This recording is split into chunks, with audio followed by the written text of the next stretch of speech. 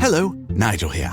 As an owl, I love to be awake all night, but allergy sufferers like you probably don't feel the same. So take Xyzal at night to relieve allergies while you sleep. Then wake up fully refreshed for a more productive day. Xyzal works fast and offers 24-hour continuous relief from sneezing, runny nose, itchy watery eyes, and itchy nose and throat, so you can enjoy doing the things you love all day long. Be wise all. Take Xyzal at night. Use as directed. Starts working in 45 minutes.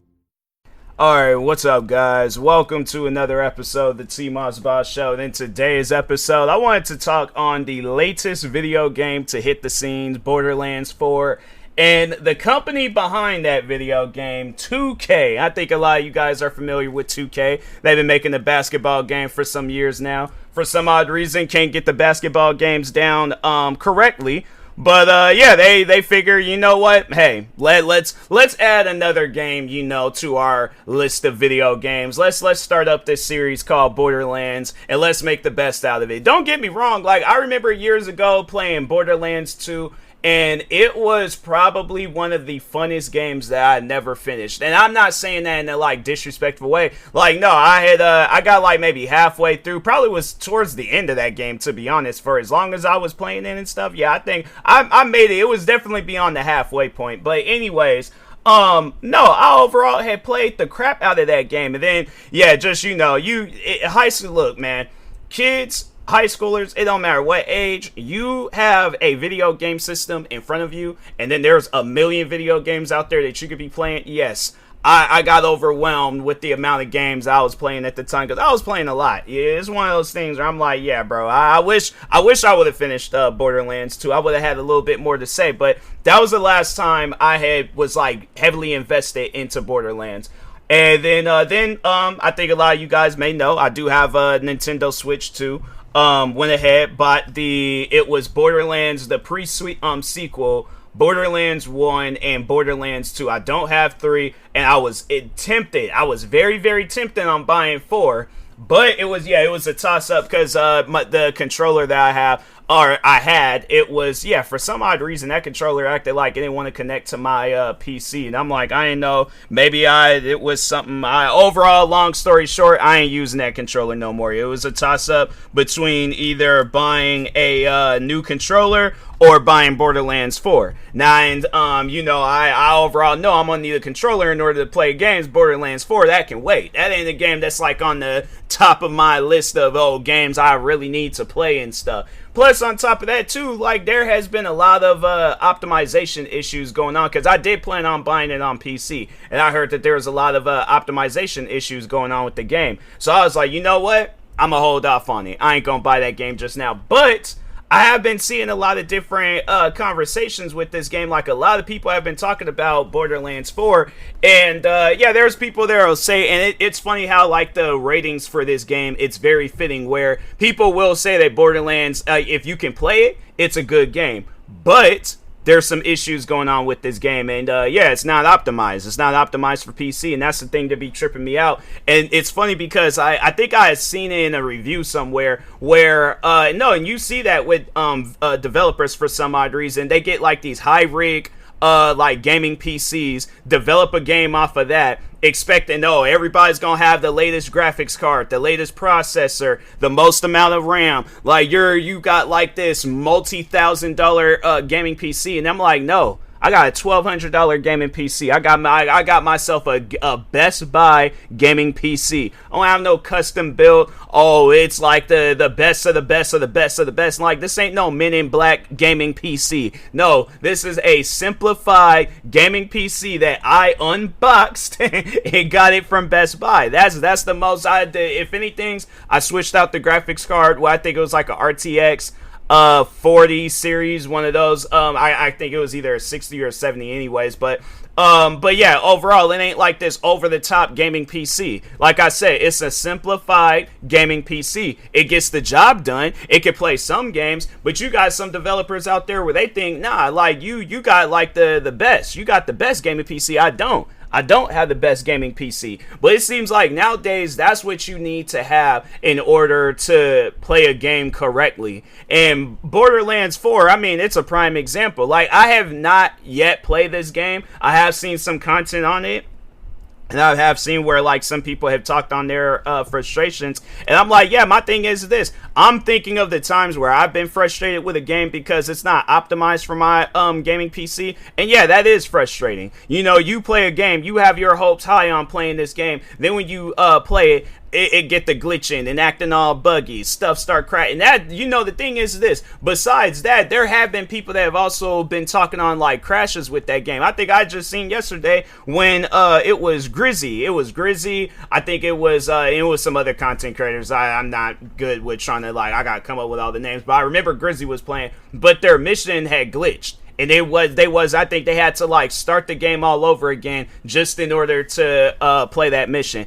Fam, I'm not trying to be doing all of that. I'm not trying to have it where, and you know what's crazy is that saying that Borderlands 4 is not optimized, like I don't know if it's the visuals or what, but if it has anything to do with the visuals, fam, that is one of the most like animated cartoon looking games out there. You would think games like that, like it would be perfect for any gaming PC. You can even get one of them like cheap gaming PCs from Amazon and still be able to play Borderlands. But no, they have it set up where it's like these developers, they get these expensive gaming PCs. I'm like, no, you need to develop that same game, but on a smaller rig. So at least then it's like it's optimized. It's not like, oh, it's, you know, if you have a gaming PC that costs more than $500 or even $1,000, then it's like, okay, cool, but there's some people out there where they can't even afford that. You know, they do have to get themselves a gaming PC that's a little bit on the cheaper side. So that's what I'm saying. I'm like, you need to have it where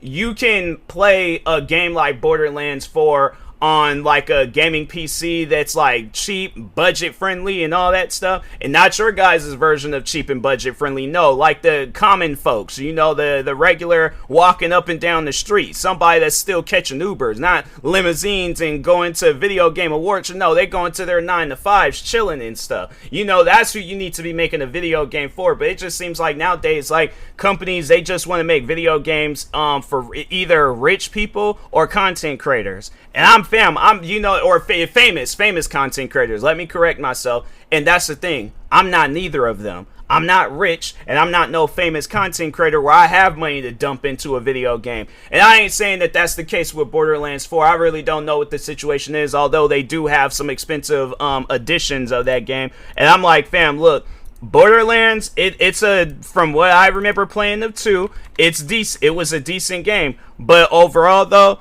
I wouldn't say that this game, so let's just look at this. So they got 3 different editions for this game. They got Borderlands 4, which is $69.99. Okay, it seems like that's like the common price now for video games. I'm not tripping off of that. Deluxe edition, $99.99. Okay, you know, usually deluxe editions, they are a little bit more pricier than the regular edition. I'm like, all right, cool. Then they got the super deluxe edition where it costs $129.99. Fam, there are accessories for like games and stuff, whether it's a keyboard, a mouse, a controller. The game costs more than that. Like there's I think because the controller that I did get today, it's more expensive than the video game, the super deluxe edition, but still, it's one of those things though where I'm like, the game shouldn't cost more than some accessories that comes out for like consoles and gaming PCs and all that stuff. You know, that's one of those things you guys sit down and think about. Like, do you think that it's a wise idea to have it where there's this game where it's being published by an untrustworthy company, and we're slapping on this expensive price tag on a game that's not even properly built for the common gamers, you know, like, and that's the thing. You're thinking of like the uncommon, the rare, the, you know, super rare, ultra rare, all them. You thinking of them where it's like, oh yeah, they got the best of the best consoles, they got the best of the best game. And it seems like nowadays, like, that's how you have to play games. You had to either have a PlayStation or an Xbox. And I wish that they would have it where it's like, okay, if games are being more optimized for the current generation of consoles, then they need to have it where these games got like mouse and key, or consoles got mouse and keyboard support, not just for some games, all games. Like I was trying to play multiple games with a mouse and keyboard on my Xbox. Call of Duty worked, and I think that was the only game that I had tried out because there was no other games had worked. I tried Battlefield. I think I had tried some other games, and none of those games worked. And I'm like, fam, what's the reason of promoting that? Yeah, I get it. The game is supposed to be, games are supposed to be played with a controller on Xbox and PlayStation, but there are going to be some people out there where when you get that mouse and keyboard experience, it changes your perspective on shooting games. So I'm like, fam, my thing is this. I don't know what the case may be with Borderlands if it has mouse and keyboard support, but if it does, then that's what I would recommend you do. Go out, get you an Xbox, get you a PlayStation, get you a good monitor, and then if it has mouse and keyboard support, just play through that. Because nowadays with PC, it's like, yeah, games is not. It's funny how like back then you were seeing that, like, because you would think like, okay, we know that more money is in just gameplay time is going to be with PC gamers, because they're going to be thinking of mods. They're going to be all these different things that you could do to the game, versus console you're kind of limited, unless you do like some jailbreaking maneuvers and all that other stuff. But it's like ain't nobody trying to be doing all that. Some, but not everybody. So I'm like, yeah, I think that's another thing too. They need to have it where like some video games, console games, there, like, I guess like there's it's everywhere. It's like on Switch, PlayStation, Xbox, PC, where it needs to all be the same, where it's like whatever mods that you see some games that's like that. And I'm like, yeah, you see where those types of games, there's some of them, not all of them, but some of them are successful, and it seems like that's the thing though with 2K, and I just talk on them as a company. I feel like that they don't care for their games being successful or not. Because the developer behind Borderlands 4, so he comes out, and I don't know, he was the lead developer, one of the developers. I don't know what the case is with him,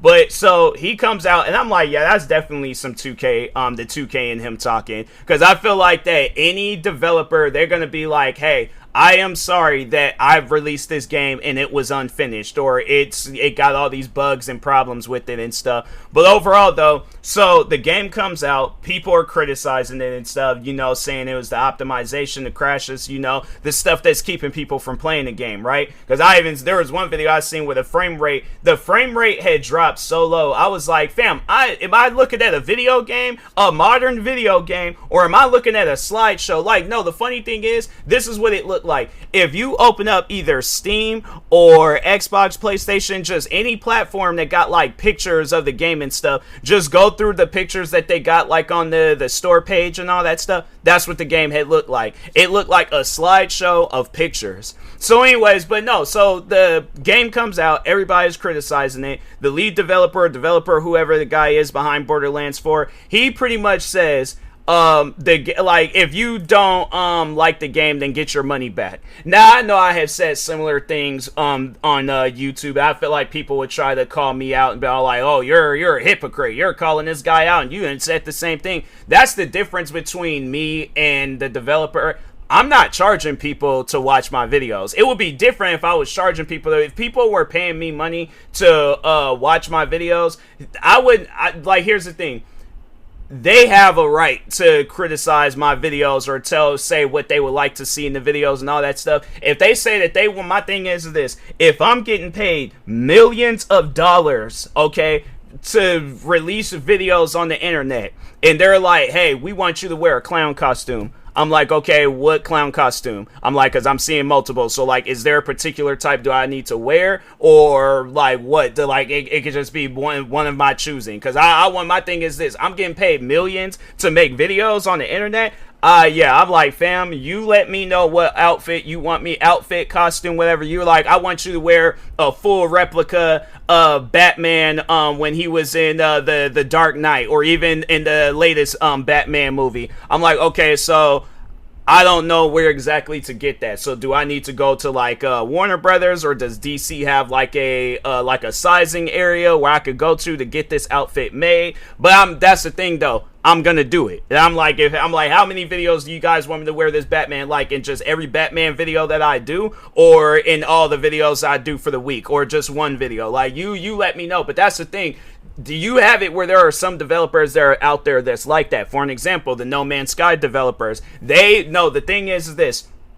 That game came out, and that was probably one of the like most poorly made video games out there. You look at that game now, one of the best video games of all time. I know I might have been having my issues with this game recently, but still, I cannot deny greatness. I cannot deny when my eyes are seeing greatness happening in front of me. Having it where there's a video game where you could be the mayor of a town, create a spaceship, all these different missions that you can do, all these different planets and solar systems and galaxy parts of the galaxy that you could go to and stuff. Yeah, you look at games like that, and it's crazy to me where it's like, that needs to be the game on the front page of Steam. That needs to be the game where everybody's talking about it, playing it, and all that stuff. But you see everybody's playing Borderlands 4, and I'm like, it's either people that are paid by either 2K, developers, whoever, to play that game, or it's Borderlands fans, and it's like, fam, I just want to play a game I grew up playing.